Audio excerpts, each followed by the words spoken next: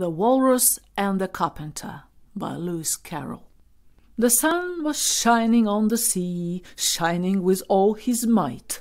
He did his very best to make the billows smooth and bright, and this was odd because it was the middle of the night.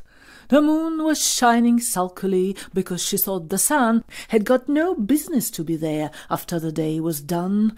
"It's very rude of him," she said, "to come and spoil the fun."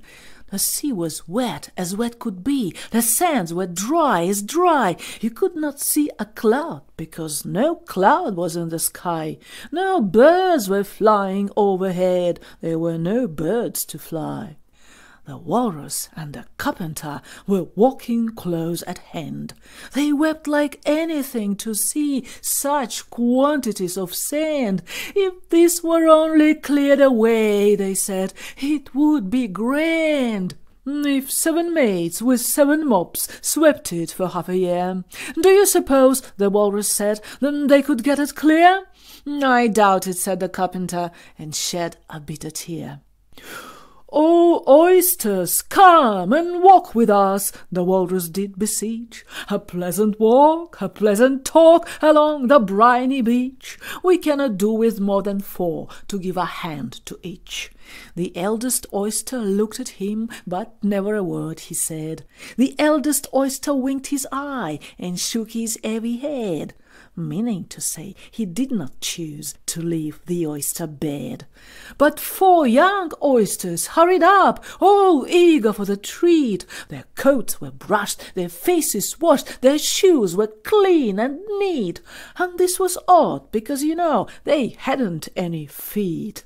4 other oysters followed them, and yet another 4, and thick and fast they came at last, and more and more and more, all hopping through the frothy waves and scrambling to the shore.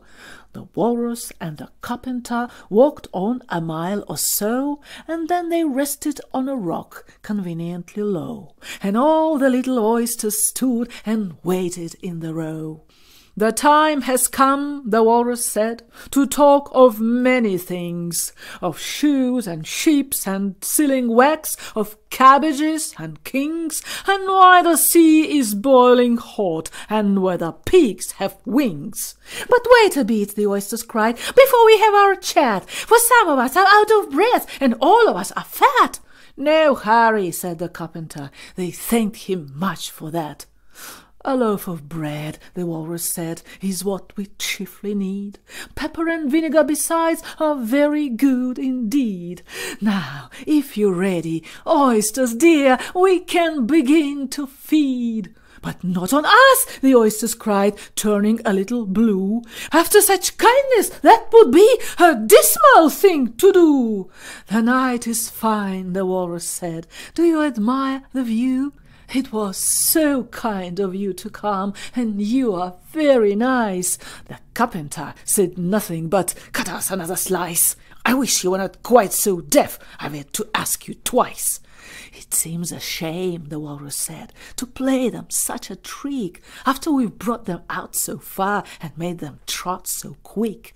The Carpenter said nothing but, "The butter spread too thick."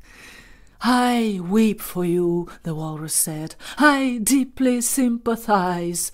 With sobs and tears he sorted out those of the largest size, holding his pocket handkerchief before his streaming eyes.